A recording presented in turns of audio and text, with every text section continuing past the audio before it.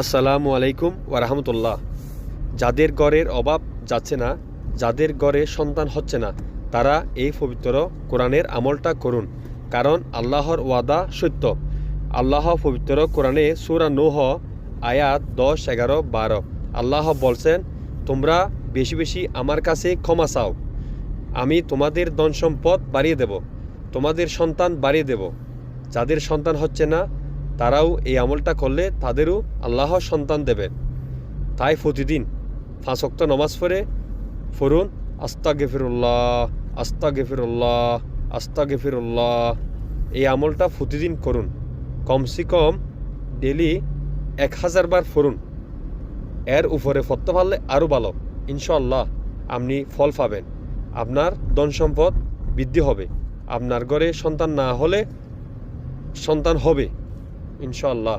বিশ্বাস করে এই আমলটা করুন।